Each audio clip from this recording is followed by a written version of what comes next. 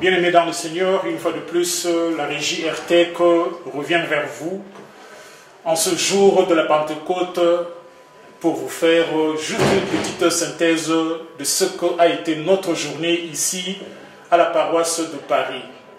Je reçois le pasteur Kabasele, le pasteur responsable de la paroisse de Paris, et Papa Didier, le pasteur Didier Mouzaza, qui lui est responsable de la paroisse de Bruxelles en Belgique.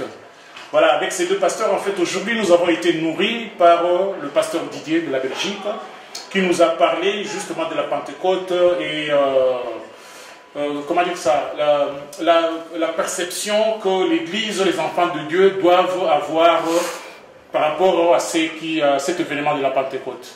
Voilà, papa, en fait, si je viens vers vous deux, c'est pour que, si besoin d'un petit rappel par rapport à la Pentecôte que vous le fassiez. Sinon, un petit message à la paroisse, à l'église mère de Kinshasa.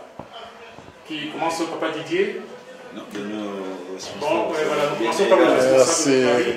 Merci, bien-aimés.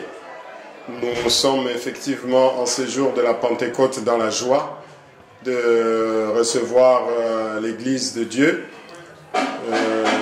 Je laisserai le pasteur Didier Mouzaza nous parler du message d'aujourd'hui. C'est lui qui était à la prédication.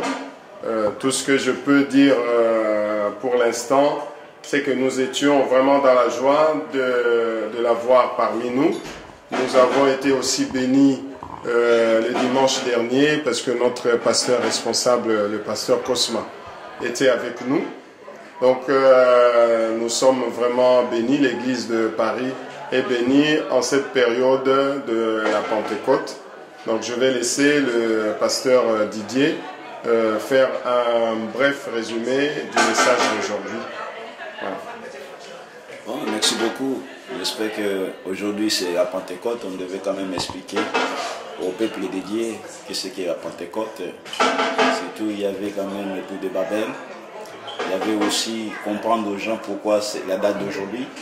C'est 7 semaines après la Pâque. Donc cette semaine. Après ces 7 semaines, les jours suivants, c'est le 50e jour. Ce 50e jour-là, c'est la Pentecôte. Donc cette Pentecôte-là, c'est pourquoi nous devons vraiment expliquer au peuple de Dieu comment nous devons vivre. Nous devons être toujours animés, que le Saint-Esprit soit sur nous. L'Esprit qui est descendu doit continuer à animer son peuple, doit continuer à conduire le peuple de Dieu, un peuple de Dieu, un chrétien qui prie, qui veut marcher avec Dieu. Nous avons seulement le Saint-Esprit qui nous met en connexion avec Dieu. Le Saint-Esprit doit continuer à vivre dans nous, dans sa présence, vivre une vie sans péché, une vie sans contrainte, une vie de présence de le Saint-Esprit. C'est notre boussole qui doit nous conduire. Parce qu'il a dit, je pars, je vous laisserai le Saint-Esprit. Et ce Saint-Esprit doit toujours demeurer dans nous. Et nous devons savoir vivre en contact permanent avec Dieu. Nous en reparlons aussi, en tant que des enfants de Dieu, nous devons vivre en communion avec tous les membres de l'Église, tous les autres. Savoir prier aussi pour les autres. Donc nous ne devons pas être en conflit. Nous devons être dans la paix, dans la joie, dans l'unité. Et puis on a aussi mis l'accent sur l'évangélisation. Parce que les apôtres, ils étaient dans une maison, ils étaient enfermés. Ils étaient enfermés pendant qu'on disait que non, le tombeau est vide. Le tombeau était vide et ils étaient toujours enfermés. Ils étaient en train de se poser des questions qui on doit remplacer parmi les 11 qui étaient restés. Mais ils étaient encore de poser tant de questions plusieurs fois. Alors que le Saint-Esprit devait sortir quand le Saint-Esprit est descendu. Tout le monde devait sortir, devait aller. Devait sortir, aller. Donc nous avons cette mission d'aller évangéliser. Nous ne devons pas être restés confinés dans un endroit, confinés dans une salle. Notre mission, tout le monde, que ce soit jeune et grand, la mission principale que le Seigneur a donnée dans cette église, c'est l'évangélisation. Donc, aller chercher tout ce qui était perdu, les racheter, les ramener vers le Seigneur, vers la maison de Dieu, qu'on les enseigne, qu'ils comprennent. Parce qu'aujourd'hui, d'après la vision de notre papa, nous devons voir plus loin. Ce n'est pas seulement cette vie ici. Après cette vie, il y a une vie. Après cette vie, il y a une vie. Et cette vie-là que nous devons toujours commencer dès aujourd'hui de marcher avec Dieu. doivent vivre une vie sans contrainte, sans péché. C'est difficile, mais en restant toujours en contact, en présence dans les enseignements, nous allons évoluer, nous allons s'y passer, nous allons arriver à un niveau où nous aurons vraiment une compréhension et de vivre cette vie réelle. Une vie réelle, de rester vraiment en présence de Dieu. Vivre sans péché, c'est réel. Il y a des gens qui vivent de ça. Et pourquoi pas nous? Et il y a des gens qui sont dans la perdition, nous devons les chercher. C'est ça la mission. Il a dit que le Saint-Esprit est descendu, nous ne devons pas nous rester enclavés, confinés, rester dans une salle, comme les apôtres font. Non, nous devons aller les chercher. Alors ça demande aussi du courage. Ça demande aussi une force. Ça demande une puissance. Nous avons cette puissance-là. Personne ne peut dire qu'ici à l'église est sec. Il n'est pas fort pour aller évangéliser. Chacun de nous a des dons, mais a cette force-là. Ce n'est pas nous qui faisons le travail. Nous ne sommes que des instruments que le Seigneur accompagne. Mais c'est lui-même qui est le maître et qui sait tout faire. De ce qui à nous d'aller prêcher, évangéliser les gens et les ramener vers Dieu. Et c'est lui qui fera tout. J'espère que c'est tout ce que je peux résumer. Je laisse la place à papa. Mais non, voilà, bien aimé, vous qui nous suivez, mais en fait, nous avons eu la grâce d'avoir ce partage-là aujourd'hui. Une fois ce rappel, ça nous enrichit davantage, comme j'aime bien le dire. Voilà, nous allons revenir vers le pasteur Kabasele pour juste un petit mot. J'avais souhaité, moi personnellement, que vous fassiez un message à l'église, j'allais dire l'église mère, donc la principale qui est à Kinshasa, aux bien-aimés qui sont là-bas, un petit mot en ce jour de Pentecôte.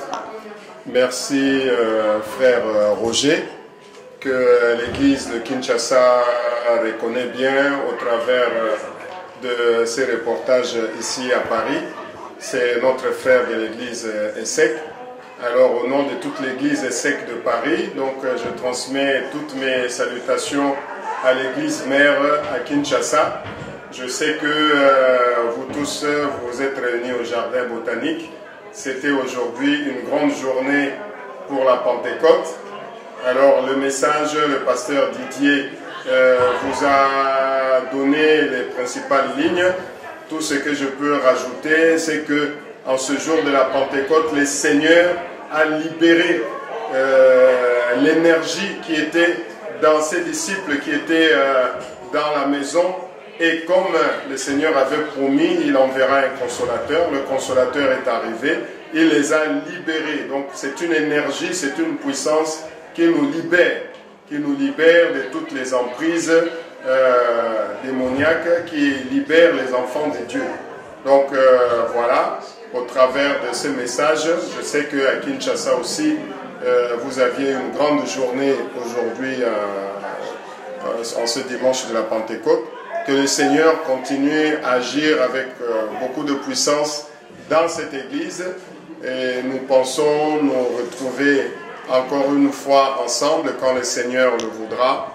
Et je pense que même le frère Roger, bientôt vous allez nous voir à Kinshasa.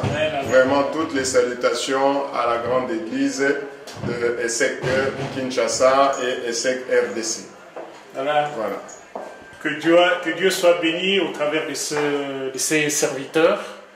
Et je tenais aussi à remercier l'ancien Jean-Claude qui était derrière la caméra exceptionnellement aujourd'hui. Que Dieu le bénisse par rapport à cela. Voilà, bien-aimé pasteur, que Dieu vous bénisse, continuez à nous enrichir, que Dieu vous garde longtemps par rapport à cela. Merci beaucoup. Pour vous, pasteur, bon retour et nous savons que vous allez revenir très vite à la maison qui vous attend. Une fois de plus, que Dieu vous bénisse.